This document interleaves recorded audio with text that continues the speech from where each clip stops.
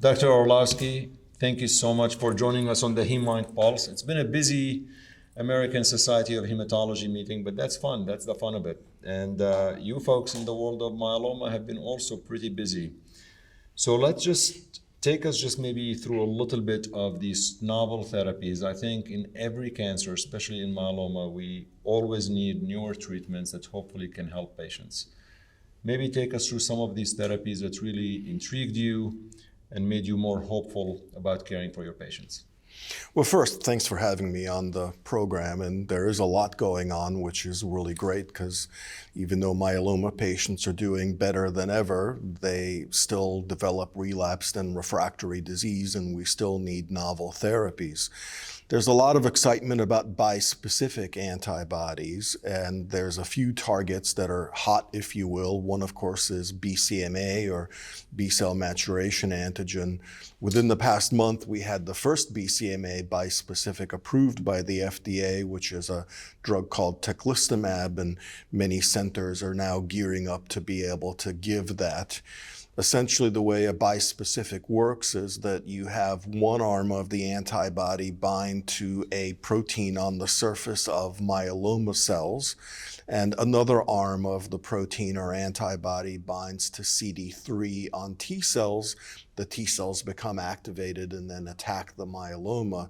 So if you will, it's kind of like a CAR T in a bottle without the need for taking out T cells and manufacturing them and the delay that's associated with that. As single agents, most of the BCMA bispecifics have about a 60 to 70% response rate, with a high proportion of those being complete responders, and many of them also achieve minimal residual disease or MRD negativity. That's all of the exciting news there. Also, what we do find is that there is generally probably less cytokine release syndrome and neurotoxicity syndrome with the bispecifics than there is with the CAR T cells. Other BCMA bispecifics that are probably coming include elranatamab, which probably will be the second drug approved in that category, and linvoseltamab is a third one that is coming as well.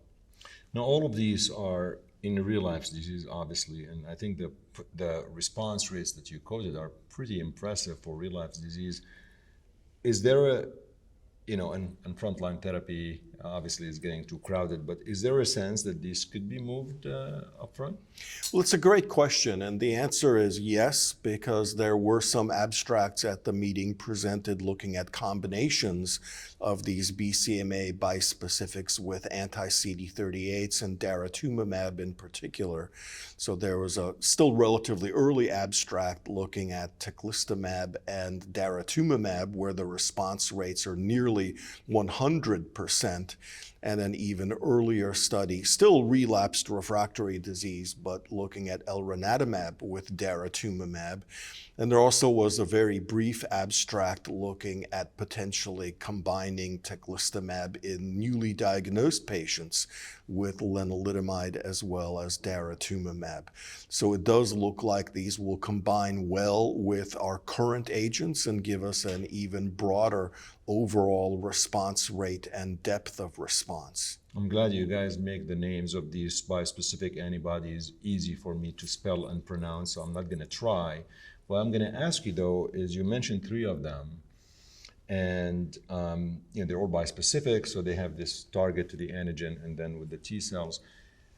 Are the differences between these three bispecifics mainly which target they're binding to, or like what are really the differences? So the ones that I mentioned so far are all BCMA targeted, right. But there are other drugs that go after different targets. Probably the second most favorite target is a protein called GPRC5D. And there is one drug called talquetamab, which is already about, hopefully soon to be FDA approved, and other drugs that target, for example, a different protein called FcRH5. There's an agent called cevostamab. So it's possible that what may be happening in the future is that we will use a bispecific against one target. if the myeloma eventually relapses, there are other abstracts at the meeting talking about mutation of that target being a potential mechanism of resistance, because if you mutate the target protein, then the antibody may no longer be able to bind. And then what may happen is that we'll be able to use a different bispecific against a different target. So we'll be going from one bispecific to another, assuming that the T cell health of the patient is maintained, which is something that we still need to prove. Very interesting. You mentioned earlier when you were talking about the BCMA bispecific antibodies, the MRD negativity. And I think I wouldn't be exaggerating if I said that it's always a contentious topic about how you apply MRD in real life. I think in clinical trials, a lot of you guys incorporate MRD. But for clinicians in practice, do you see that they need to decide on therapeutic intervention based on MRD status, specifically de-escalation of therapy, for example, if MRD is negative, or escalation of therapy if MRD remains positive? That's a great question, and we don't yet fully know the answer. What we can say for sure is that if you're MRD negative, your outcome is going to be better than if you're MRD positive. No shocker there, less cancer is always going to be better than more cancer. But there are studies underway and others that are being designed to answer that question. I'll put in a shameless plug for a SWOG study that we have ongoing in the maintenance setting, where there's an initial randomization to either lenalidomide or lenalidomide with daratumumab.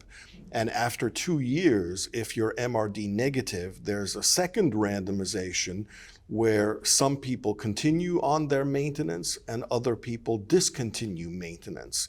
And that will help answer the question of whether de-escalation, if you're MRD negative in the maintenance setting, is reasonable. And other studies are looking at this in the induction therapy sense, meaning if you're MRD negative, can you get away with less consolidation? Whereas if you're MRD positive, should you get more consolidation? But I would say that from a routine clinical practice perspective, the MRD is helpful prognostically. I think if I were a patient with myeloma, I would want to know if I were MRD negative or positive, but I wouldn't yet be able to say to the hematology oncology physicians in practice that you should do something differently based on that result. Yeah. And that might change in the future. And maybe my last question to you, it's very broad, but I do think it has some clinical application for our viewers who are seeing patients in the real world. Is it still reasonable to say that in the frontline setting, you would like to transplant patients if they are transplant eligible?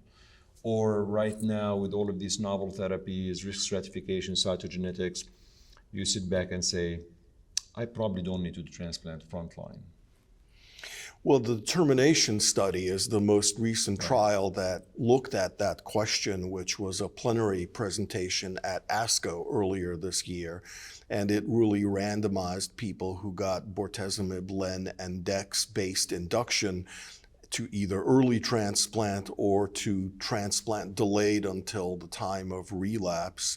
And what was shown is that the transplant did improve progression-free survival, but so far had not changed overall survival. So there's two different ways that you can interpret that.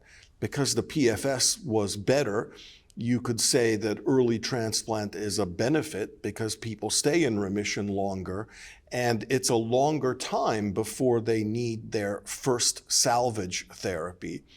Or you could say that the salvage or second line transplant works so well that overall survival is the same, and maybe some people will not actually need to get the stem cell transplant. In routine practice, what I do is that if I have a molecularly high-risk patient, because for them, MRD negativity is even more important. It's important for everybody, but the high-risk people do even better. For high-risk patients, I do recommend stem cell transplant. If you're standard risk and you get to MRD negativity, I give those folks the option of either going ahead with the transplant or potentially just a harvest and hold and go on maintenance. And some of those patients, even 5-10 years down the line, have still not relapsed. And therefore, there is the potential that with some of these novel therapies, we may be able to avoid the need for transplant, which does have some impact on quality of life, risk of second cancers, and other issues related to that. But we don't have prospective proof yet that that's the right way to practice. So don't necessarily do this at home. Dr. Orlowski, can't thank you enough for spending some time with us. I know how busy things are, and I hope that you enjoy the rest of the meeting. Thank you so much. Thank you very much. Been a pleasure. Happy holidays and New Year to everyone.